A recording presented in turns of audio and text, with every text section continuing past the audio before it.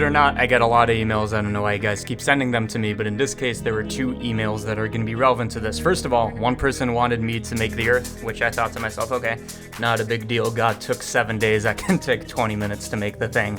And another person wanted me to do something else with the spheric. Oh no, the other person wanted me to do the tutorial in some sense live. I'm not going to live stream it, but without making the product before. So what you are seeing right now is pretty much the render we're going to be creating here. There is no blend file created yet, but whatever, I guess we can make the Earth off the cuff. Not a big deal. So again, day 8 layered. We're going to make the layers of the Earth with the exterior, the mantle, the core. Let's do it. So version 2.92, or is it 2.93 now? Can't remember. Either way, take the light, get rid of it. We're going to set up HDRI lighting the same as always. And the nice thing about this one, unlike all the other Nodevember challenges, is this one is not going to have too much vector displacement, so, you know, I'll be able to sleep tonight, because vector displacement is the step that takes the longest. Make sure your settings, even though it's very little, we are still going to have vector displacement, make sure that your displacement settings has one of these two, so that the vector displacement is not only in the normal map, otherwise you're not going to see it. So displacement only. Okay, cool. Final thing, take your object. We're going to make it out of a cube. Add some subdivision, make it simple. Boom. Okay, so now let's make this thing, I guess after we add the HDRI. I always forget how long this setup takes. There's a good argument to be made for me setting it up before I do the tutorial, but you guys getting, you know, a prepared scene before the video starts, that'd be a little too convenient, right? You guys are being too needy if you want that. Okay. How do we make this? We're going to start off with the BSDF, put that up top because we don't care about that yet. We're just doing displacement stuff. As always, we're going to start with our texture coordinates. We're going to use generated coordinates because that is the only coordinate system that moves with the deformation. Normal coordinates, UV, actually UV moves with the two. Object, camera, all these other ones do not move with displacement. So either use UV coordinates or generated. And what we're going to do is we want to take these and have them somehow mimic the same coordinate system as object or geometry position. You guys kind of know the drill by now. We're going to add -0.5. This is exactly the vector that is going to move everything to the origin again. We have the bounding box coordinate system. That's what generated coordinates is. So the origin is going to be in the corner of this bounding box. We shifted it, and then finally we're going to take it. We are going to scale it by not 1, not 3, not 2.1, not 2.01, but 2. Okay, this is going to exactly mirror object coordinates because, again, we moved the origin, and then we said x, y, z should be going from 0 to 1 in each direction, so that now our object coordinates are identical to this. If we did not have this step, you see it's a bit dimmer because the interval doesn't go for as far, long story short. Okay, boom, take this, Control-G to make it a node group. This is going to be our, this is going to be our coordinate system. Which again, every time we want to reference a initial coordinate system, use this one because generated coordinates are packed in. They're packaged in. They're fucking ingrained in they're part of they exist. Okay, so take this, duplicate it over because we're gonna need it a second time, and I know we can do multiple connections, but that's kind of boring and it sucks. First order business is if we want to make an Earth that we can cut into and all this is we want to take this cube and make it what? A flat plane because it's flat Earth. Just kidding, just kidding. It's a sphere, allegedly. Allegedly, you can sell around the Earth, and if that's the case, I guess it should be a sphere. Trick to do this in one step, vector math, set this to normalize. Because again, what this is going to do once we connect it to a displacement is the cube right now is made up of a bunch of vectors on the surface, so x, y, z coordinates for all the points on the cube, and we're saying take those, retain those, but scale them so that each one has a length of 1, because a sphere is an object equidistant from point, all the vectors are the same, that is what defines a sphere. Same thing with a circle, that's just 2-dimensional hypersphere, same thing but in 4 dimensions, etc. If you take this and set this up as your displacement, you're going to see it's kind of looking like you after Thanksgiving dinner. You unbuckled your belt, you ate too much, you fat, whatever. You're going to see it's not looking correct. Why is that? This is because our displacement is only supposed to have transformation data, not including our initial position of the cube, right? So we have the cube, we transformed it, and this is what's happening here. Whereas we only want to retain the transformation. So we don't want the initial state just to change.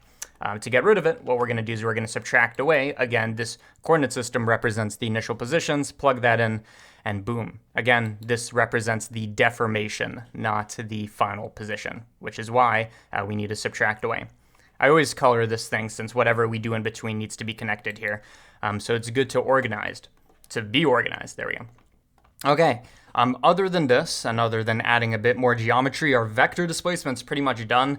I guess all we need to do is have some kind of slicing system, and there's a bunch of ways you could do that. You could either take vertical slices, which is what I think we're going to end up doing. I mean, you already know the answer if you already saw the render, which I haven't because we're making it. We could either do vertical slices or kind of radial slices, but the issue with the radial slices is then you have to mess with the poles, and there's some geometry issues. If people are interested, let me know. I might do it, but for now we're going to do vertical slices. In other words, what we need to do is we need to separate and also combine. So in other words, we're going to have nothing happen here. X is going to go to X, Y to Y, and Z to Z. So again, nothing happens here. We just broke up our vector displacement and then recombined it. We did this because we want exclusive control over the Z coordinate. This is the one that goes up and down and can generate our slices. How do we want to define our slices? With some math, probably, right? Connect some math, make it, not there, right here. So it's with our Z coordinate. We're going to make it either greater than or some kind of gradient. I think this one should be kind of a harsh fucking cutoff. Say it either makes the cut or it doesn't, kind of like high school sports, or I guess college sports. High school stuff, it's like you have a pulse to let you in, right? We need to have a slider that either has stuff be converging down or not at all. In other words, wherever we have white is going to be where we're going to slice down. And I'm thinking there is multiple ways to do this. We could either make this area transparent, or we could map it down, or we could do something else. But the issue with making it transparent is then you'd see that this is a hollow thing if we remove the cap. So what I'm thinking is we take the white area and project it downwards to the height of this line, right? So when we have this down here, we're going to take all this white area and project it down so we get like a little less than a hemisphere. Okay. The thought process live really isn't too bad, I don't think. To do this, what we need to do is we need to mix RGB, because this is our factor. The thing we generated is our factor saying what is going to be transformed, what is not. Again, only for the Z coordinate. We want to say whatever is white, in other words, what should be compressed is the bottom socket. We want to say take that and have the height of the threshold. Again, this threshold is exactly this like height of the line, right? So when it's 0, it's halfway across, etc. So let's actually make a little value node for that and hook it up here. And then otherwise, if it doesn't make the cut, in other words, if there's the black part of the mask, just take the Z coordinate and do nothing to it, okay? So this should do the trick. Let's see what it's looking like when we have our BSDF. Again, if it's looking a bit funky at the edges, it's always because usually, most of the time when something's wrong with your life, it's because you need more geometry. Your wife's leaving you, try adding geometry. You robbed a bank, you're going to jail. Maybe instead of hiring a lawyer, just add more geometry. Adaptive subdivision is going to add that geometry on the fly depending on the dicing scale and all that. Point is, we just turned on experimental so that we can add more divisions on the fly without saying, do 4, 5, 6, whatever the fuck divisions, right? Okay, so now we have a system that lets us define the height of this. So this is our slicing height, and it's looking pretty good. We'll make that a very important slider. And again, the reason this is working is we're taking our X, and I'm just going to hammer your head like a nail that, I don't know, needs a beating or something, right? X and Y coordinates unchanged. Z coordinate, in other words, the height, is either going to be unchanged if it's the black part of the mask. So that's this hooking up Z. And then otherwise, if it's the white part, we need it to be exactly the threshold, the height that we're using the greater than mask filter for, okay? So that should be something that we should save. I always like to give this thing a creative name. It makes me enjoy the projects more, something like I have a Patreon. It's not even funny to me anymore. There we go. I think at this point, since we have this slider, which is really all we care about, what we can do is we can take this, make sure that you have a little connection thing right here. That's shift, right click, drag to do that. If you don't have this, what's going to happen is if you want to make a node group, you're going to see that you're going to need to connect this twice, and it's weird, and it's bad. Being weird's bad sometimes. So just make it one connection. Make sure that's selected in the node group, connect that, boom, and now we have the slicer. So let's call it that. This is a slicer. Now, in terms of vector displacement, I think this is the fastest one yet, since we've already done all the vector displacement. But now the question is, how do we make it look like the Earth and have the mantle and the interior and all that? And that's just a bunch of masks and BSDF stuff. So in other words, let's Shift P that so it's in a frame. So again, that's Shift P. This is going to be all our VD, very dank, is what we're calling it, VD frame, right? Very dank vector displacement frame. Rest of this should be, and I guess we should include the subtraction and stuff like that. Let's just drag it in here, and that's going to become part of the frame. So that's all part of the vector displacement. The rest of this, again, is making masks and mixing BSDF stuff. So step one, let's move this slider to 1 so that it's fully formed sphere, not with any cutoff. And let's just make the exterior as if there was no hollow part of this Earth. To do that, I'm just going to, first of all, generate like water and continents. Again, this isn't going to be like Africa, Europe, Antarctica, whatever continent or country, I don't care that you're from, right? Because we're doing it procedurally, so we're not going to define exact shapes. Instead, if you use a Musgrave texture, which does have a bit of distortion applied, you might not be able to tell, but right now it's as if we were applying this to a cube and it's just being transformed down. It's as if it's being projected on the cube. If you want it to look more organic, make sure you take your last vector displacement step. So I guess that's our slicer, and just connect that. And this is just going to make sure, is what I'm trying to say, that it's mapped on correctly. To make this look like continents, I guess we need to lower our dimension. This is what makes it look more interesting. Actually, first of all, raise the detail, which isn't going to look like it does much. Then lower the dimension, and it's just going to make it look more harsh, like a marble. We need less continents. The way I'm thinking about this is black's going to be our water. And I guess Earth should be like 90% water or something like that, at least in terms of surface area, what's exposed. And dimension, again, is what makes this look very detailed. In fact, this kind of looks like Europe, and this is like a backwards Africa. You can see certain land masses that are recognizable. Either way, once you mess with this, and we can change some different parameters so that there's fewer or more continents, we need to use this as some kind of mask for our BSDF. So what I'm thinking we do is we could either do this as like a color ramp that changes the base color, or even more simply, just have two BSDFs, mix them together, and use this as the factor. In other words, we could have one of these be one color, one of them have be another, and this is going to be the mask that distinguishes them. And then, of course, so that, it doesn't look like a weak little continent, there should be a harsher cutoff. So again, I'm just upping the contrast in some sense. You could do this also with like a hue saturation, not a hue saturation. There should be a brightness contrast node is a way to do it. But again, I'm thinking on the fly, and usually I use color ramps for this stuff. So you can see this is before, lots of gradient after cutoff, and this is just going to make more well-defined pieces of land, which again are completely procedural. We can change it on the fly, and if at any point we want more landmass, I think we just drag this black one down and then this white one down as well. So there we go. Okay, cool. What I'm thinking is we're going to have the red one, again, be the landmass, and the other one be the water. So for the water, I'm just going to make it blue.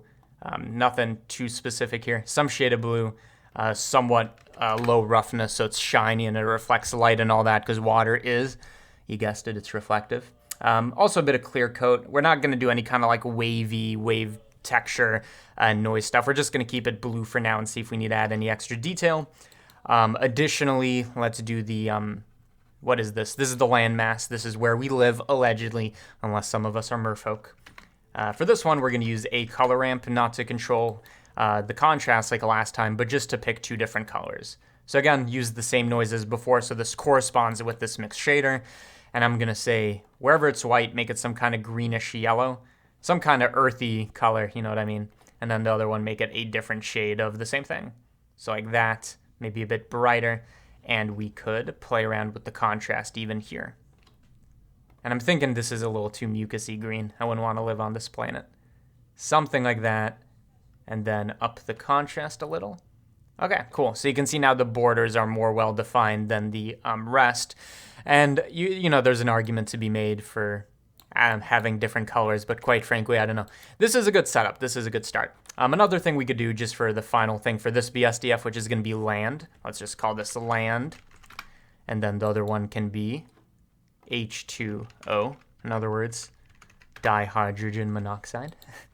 Again, we're going to mix these together. Last thing you could do for this one is add in a bump node. This is to create normal mapping from a float value. You take height, connect it to height, you take bump. Now we've created a, by the way, the way this works, if you give a shit, is it takes a height map, calculates the gradient, it does partial derivatives, and then normalizes it so that now this is a vector that we can use as a normal map. And this is just going to add a tiny bit of bumpiness that we probably can't see anyways. I'm thinking the water is a bit too shiny. Make that water, I guess, back to 0.4, less shiny. And then other than that, I think this is a good start. So what we have so far is a completely procedural, if we make this 4-dimensional, a completely procedural planet. So this could be like Earth 2.0 that we should be able to slice into just like that. And it retains, again, the reason that the texture isn't shifting here is because we're using generated coordinates. If you use something like position coordinates, you might not be so lucky. But we need to make this hollow interior because right now what it's doing is kind of taking cross sections of a 3-dimensional noise. Musgrave is 3-dimensional, in this case 4-dimensional. And we're just kind of cutting into the sphere here, which is interesting. Imagine if continents were 3-dimensional on the sphere and not just kind of like projected on a sphere. We'll think about that later. Last kind of trick that everybody uses to make things look like planets because we're lazy. You take a mission, you mix it again. What do you mix it with? You mix it with Fresnel. This is basically a map that outputs the angle we're looking at it from. So when we're looking at it from the middle, so the center of the sphere, it's going to be kind of darkish gray. And then wherever we're basically looking at it tangentially, so we're kind of skimming the surface on this rim, it's going to be closer to white. And we can change the IOR for this. So this is kind of defining that angle. What we're going to do is we're going to use that to define a kind of, not a red, I'm just trying to see. We need to connect this as the factor. We're kind of defining a halo. This is light scattering. The physicists know why this happens. But to make a planet look realistic, you always add a bit of this stuff. So you make it kind of like a desaturated blue, and it makes it look like a planet. Speaking of which, water, I guess, should not be that intense. Something a little less saturated should be good. And then I'm also thinking our planets should maybe be a bit bigger. Not our planets, our continents. So again, before, after, we can control that as well.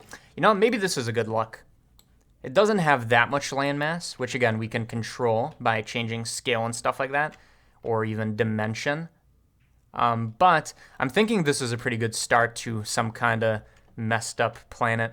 One thing we could do to make it more realistic, before again we take care of the cross sections, is let's just add a very quick cloud system. Again, everything we're doing here is a BSDF thing, not a vector displacement thing, at least not yet, since I think we're done with this. We'll see if we want to add more to it. The last thing I want to do with this is, again, add a cloud system. For this, you could mess with volumetrics, although something about displacement kind of changes the bounding box for where you could add in volumetrics. I haven't gotten it to work in the past when I've tried this. I'm not going to mess with it in terms of volumetrics, but instead, just making that less intense. Instead, what we could do is, again, another BSDF. This could be our cloud system. This one is going to be whitish, gray, something like that. Maybe a tiny, tiny bit blue. I don't know if that really makes sense. This is going to be our cloud system. Mix that in. And then in the same way that we generated our continents. Why is that so hard to say, all those consonants? Damn. Even though it's hard to, what am I saying? Even though we made the thing procedurally, we want to make the clouds procedurally as well with a different noise, so maybe not Musgrave. Although we could pick any kind of thing that has a distortion to it. So what I'm thinking is we use a noise texture for this one. Again, make sure you use your last vector displacement step as our coordinate system. So here's what it looks like. And I'm thinking what we can do for this one to make it look like wispy clouds is, first of all, we want to add contrast, but not too much, because clouds are going to be hazy somewhere and very well defined in other places. So it shouldn't be super contrasty. Add some detail, add some roughness, and then most importantly, add some distortion. So we have like a swirly cloud system. We're going to use this as the factor, but not the alpha, the color as the factor. Boom. And that's looking pretty good. In fact, to control this, let's actually just mess around with these sliders a little. So I think the higher we make this, the less clouds there's going to be. So maybe this is fine already. We just need to multiply everything a little, which we could actually do intrinsically here. So what I'm saying is we want to keep this, but just make the clouds less intense. So wherever it's white, just dampen that down a little so it's not as intense. And now we have procedural clouds, and what makes it even better is if you add a W slider, you could animate those clouds so they're moving. It's kind of hard to see because it's not updating. So let me just mute this so you can see. We're actually updating this noise, which will make it look like a animated cloud system. Okay, so I think we have a good start to our Earth. You know, I'd want to live there. I know some people might not want to. By the way, if you're having a hard time, talk to somebody. You know, don't need a joke about that. But you know, it does look like a habitable planet, and now what we need to do is give it those cross sections where the interior is going to be like a different BSDF mantle, and the interior is going to be the core. And again, this might be something you could do with volumetric since it's a three-dimensional idea, but what I want you to remember is it's not like we're really cross-sectioning into a sphere, even though it looks that way. What we're really doing here is not that, it is... What am I looking for? I'm just looking for a basic BSDF. What we're doing here is we're just compressing the top area down. So this is kind of like the shape. We're not cutting into it. Maybe a better way to describe would be with wireframe. So you can see we're kind of just projecting this geometry down, which will be easier to see this way. Okay. What's the point? The point is that we could do all the rest of the stuff, the core, the mantle, all that, just using BSDFs and a couple more masks. So first of all, how do we define like the interior of a shell, even though this is a surface? Again, we're not taking cross sections. What I'm thinking we can do is we can use kind of like the length function. So I'm going to use the last step in our vector displacement. Again, set this one to length, I think should work. And then if we set this to, and you can already see this is outputting the magnitude, the strength, the radius, basically the length of these vectors, right? Of these position vectors. Even when they're transformed, you can see it's not like messing with stuff too much. What we can do is we can make a cutoff defined by some threshold math greater than thing. So greater than, make it like this. And you can see the way you want to imagine this is right now we're taking all these vectors saying which one have radii bigger than some threshold, and that looks like a sphere, and in terms of the cross sections, it behaves like a sphere, right? So you can see it gets bigger and smaller, and when we make it complete, it's in the interior, but again, this is not a volumetric effect. It's just using three-dimensional math to do it. So what we could do is we could add in, again, just another BSDF. This one's going to be our, if I can move everything down, this one is going to be our rock BSDF, and I don't think we're going to spend too much time on this in terms of making it look like rock or mantle or whatever. By the way, if you're a geologist, I just want you to know I understand this isn't anatomically in the sense of rocks, geographically, geology-based. I know it's not accurate, but it's stylistic choice. So what we're doing here is we're separating again. We're just flipping these. We're doing another mixed shader situation defined by this mask we created, which we can control procedurally, kind of like the thickness of the exterior. There's a name for this, kind of like the surface and then the mantle and all that. For this one, again, what we can do is literally just control the color of the interior. And to make it look like a rock without being too, I don't know, precise, a quick way to always do this is noise texture again. And we could reuse some of them from before, but I'm lazy. And it does make the node graph compute a bit slower, but that's fine. We're going to use this as the base color. I guess we're going to use the factor as the base color, like that. And this one's actually coming out distorted. Let's try out a couple different coordinate systems just to make sure. I guess in this case you want to use the one before. I suppose the reason for this, by the way, I suppose the reason for this is this vector displacement step, what it's doing. Oh, wait. Oh, no, we are using that one. I think I used the subtraction before. Was that the issue? I was about to go on a ramble. That didn't make sense. Yeah, there we go. Use the last vector displacement step. No need to get confusing here. So again, we're just going to add some noise, make it detailed, and let's have some contrast so we can actually see what's going on here. Bring up the black, bring down the white. Maybe bring up the black a bit more so we actually can see both. There we go. I'm just going to bring up the scale until there's quite a bit of detail here. Add roughness. This can be our mantle layer where I guess we just pick like a rocky color. I don't know what's realistic. Something like that. And just like the last time, without being too precise, use a bump node, just add a bit of normal information that will, again, update procedurally just like everything else here. Connect this here, make sure it's not strength but height. And now you can see that we have something that looks a bit rougher because, again, we're using normal information. So this is what makes it look good. I'm thinking this should look a bit darker, something like that. This more looks like a kind of looks like a potted plant, to be honest. I don't really know how to fix that on the fly. Let's there we go. I guess turning down the scale makes it look less intense. So that's good. What else could we do? I think we could bring up the roughness so the rock isn't so reflective. And I'm thinking maybe a bit more scale, tiny bit of distortion. By tiny bit, I mean like 1 or maybe 0.5. I guess another thing we could do is we could have, for this mask, so for this BSDF layer, we could have the rock get like brighter or darker as it goes into the interior, again, using this length thing. To do that, super simple. You take your color ramp, mix RGB. So we're just going to be affecting the color with the what? With this length. And I think the way this should work right now is if we mix it with red, it's going to be very mixed on the exterior again, because that's where the length is the greatest. And then it's going to be weakened as it goes into the interior. So I'm thinking what we do is we don't mix it with red, right? That doesn't make too much sense. We mix it with the color gray or white or something. So let's desaturate it and make it a bit darker even. And to make this mask more effective, I think first of all, we should be switching these slots. There we go. So it kind of gets more intense as it goes on the interior. And then also let's do some like power functions on it. So this is again going to be our mask. We could control the fall off on this to get different effects. And we just kind of pick a number that looks good. Long story short, I don't have too much theory about this.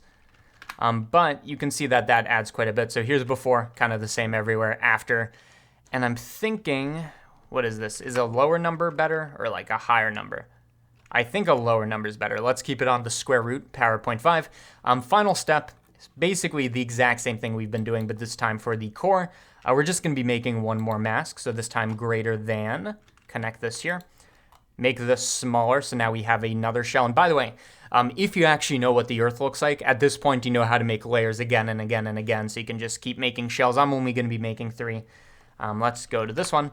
Again, you want to imagine a sphere is in here controlled by this slider, so it's only exposed when we're really cutting into this. This one's going to be our next mask, and I'm thinking if we just want the core to be this magma-y glowing thing, might be just fast to do an emission situation. So emission BSDF, mix these together, and connect this here. Beautiful. And let's see what that looks like. I guess we did the opposite. Flip them.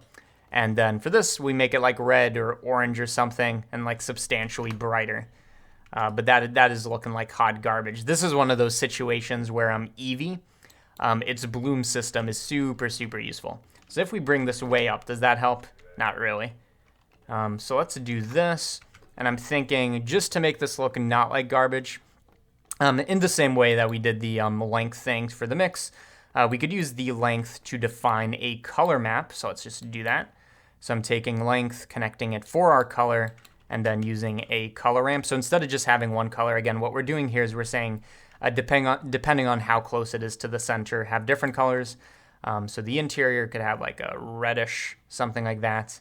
And then the exterior could have like a cooler orange. And I think we do it like this. It might actually be the opposite. I think red is kind of the dullest of the heat colors. So we could do it like this instead. Or even better, this is a pro trick. So that works, as you saw. It didn't work when I flipped the sliders for some reason. But I thought I did see, yeah, there we go. So this is one way to create color. A more correct way is using a black body. This is a way to convert a like luminance value into a color, or I guess temperature into a color. So I'm trying to remember exactly how this works. In other words, the brighter the input is, so if we multiply this by like 10, kind of the hotter the color is going to be. So let's see, 100 or like 1,000 or 10,000. You see now the color is getting quite bright. So I'm going to keep this at something like 1,000 or 3,000. I know 3,500 is the temperature of red. This is just like a mathematical way to define this. I'm thinking that, and again, we're experimenting on the fly here. Don't expect beautiful results. I'm thinking probably our best bet for this, without getting crazy, is just doing color ramp so we can control the colors ourselves. Again, I'm going to pick like a reddish color for one of these, a orangish for another. We bring this in here. Should be flipped again. Whoops. Copy this here. And then the interior should have the brighter yellowish. And then we just move the sliders until we get something that makes sense. There we go. And then finally, the interpolation type, in other words, how this color transitions into that color, we can make that a B-spline, just so it's more gradual. Maybe that's too gradual. Cardinal, maybe is that looking good? Right now, this is looking pretty much like a biology diagram, like, you know, those ones you see. It's not looking too hot. Let's, pun intended. Let's just play around with these colors a tiny bit more until it's looking a bit better. Something like that. You could always throw on, by the way, and let's make this brighter. You could always throw on in compositing a glare node. And I guess we should do that. So I'll show you how to do that in a minute. But let's do a bit of testing. Is this a completely procedural earth cutting system controlled by this value? It is. So you can see when this is 1, we only have the exposed earth, and then we have the interior. All this is procedural. But like I said, let's talk about how to do a quick render without too much work. Camera, set it to orthographic, just so we can zoom in without too much too many problems. We could play around with the color, but for now I'm thinking this is fine. Let's bring this up or down, one of these. 0.25, which one makes it grayer? I guess going closer to 1. Let's try to do a render here. So let's do 128 samples. All this is fine. Boom. This is the first time I'm doing a live render. Let's see if it actually works. There we go. There we go. So again, you can modify any part of this to your desire. This isn't like a hyper-realistic earth. This is more the idea of how to slice it and procedurally show interior things.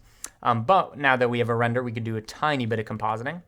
So let's view this as well. Connect both of these so whatever is happening to the viewer is also happening to what's outputted, the composition, the composite node. And I'm thinking we just add in glare right here. That's all we really need to do, and it's already detecting which area is bright. I like to usually set this to fog glow, make the size the biggest so it has the biggest glow, and you want to bring down the threshold until it's not as intense. I guess that's actually, I guess 0 is not too bad. Although maybe we do want the threshold high, so it's isolating this area, not making everything else glow. You play around with mix. I think -1 means that it doesn't apply it, so I guess -0.5 is somewhere in between. There you go. Now you have kind of like a dim glow that you can play with. You can make it streaks or different kinds of glows. And I'm thinking what we do, I did like the look of a duller kind of thing, maybe like 0.25. This is just a quick way to throw a composite together. Nothing too specific. And don't forget, this whole thing was a sphere, not a sphere. Literally incorrect, right? This thing was a cube from the get-go. Let's take the color. And this is just kind of the stuff I do to my normal renders.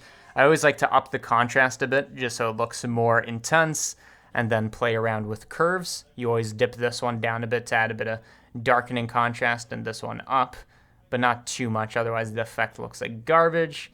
Boom. Play around with exposure, gamma, until you get a look that you like. I'm liking something like this. And yeah, there you go. Again, I've said this a million times. Every step here is procedural, and they're isolated from each other. So like this Musgrave that affects the continents doesn't affect the interior, so you can get different looking planets. You can change the cutoff for where each of these should be. So that's this shell, and I'm thinking maybe the interior shouldn't be as big, more like a small dot on this. That's closer to anatomically correct. I think it should be like 0.5% across instead of like taking up 10% of this, but that's fine. You could play around with these, and most importantly, you have this slider. So I'm thinking that's a pretty solid tutorial. Something to note, by the way, with this system, and we could do a bit more math to solve this, but with the way we are calculating this like shifting down the z-axis, you don't want to go past 0 as a threshold, otherwise it's going to kind of create a lip here.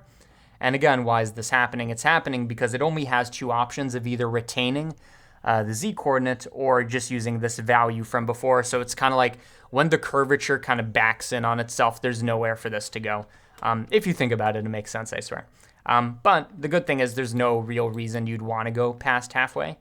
There is a way to correct for this, but for now, we'll say that's good enough. So there you go, earth slicing. I hope you enjoyed that tutorial. It exists now, it's in the ether. If you want exclusive tutorials, if you want the blend file, and I think I'll mess with this a tiny bit more to get the more realistic thing. Whatever you saw the render in the beginning of the video, that's what I'm going to tweak right now. If you want the original blend file, you can pick it up there. Discord, stuff like that, it exists. Thank you to the 500 some people who are already there. And yeah, Earth live. Tell me if you like the doing it off the cuff approach versus me preparing. I feel like this one has a bit more experimentation involved. Maybe that makes it more or maybe less understandable. I'd believe either. Anyways, that's the show. So yeah, hope you enjoyed. See ya.